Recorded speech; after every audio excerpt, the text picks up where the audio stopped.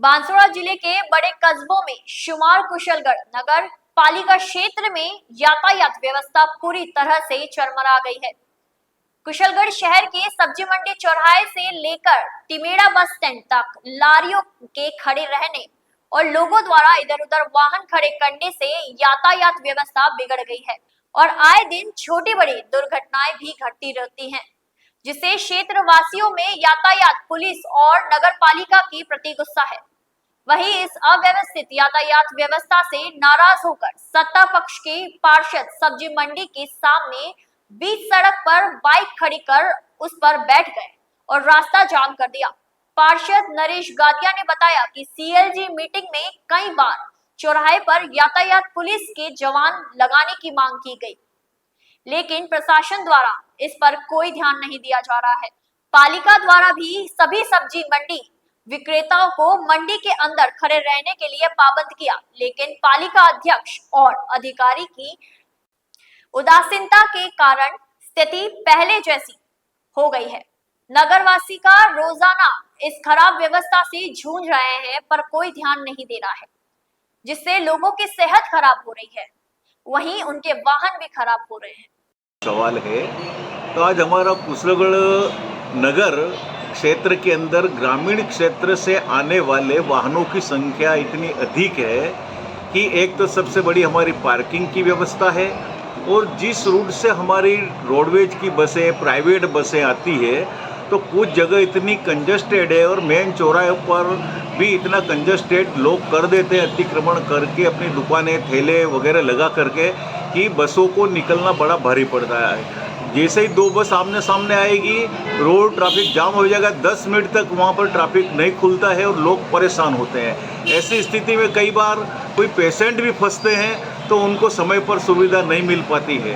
आज हर ग्रामीण क्षेत्र से आने वाला व्यक्ति अपने मोटरसाइकिल लेकर के आता है, 4 व्हीलर लेकर के आता है, तो नगर के मेन चौराहे के ऊपर जिस तरह से बेरहमी से अतिक्रमण कर रखा है लोगों ने ठेले लगा करके और तरह से भी अतिक्रमण लोगों ने कर रखा है, जिससे कि एक ट्रैफिक बहुत जाम होने से काफ़ी परेशानी है। इसके लिए हमने पहले भी हमारा ज्ञापन दिया गया है सरकार को और जो यहाँ पर कानून व्यवस्था भी बिगड़ रही है, साथ में कानून व्यवस्था हमारे ग्रामीण क्षेत्र के अंदर हो चाहे नगर क्षेत्र के अंदर हो, कानून व्यवस्था भी काफ़ी बिगड़ रही है।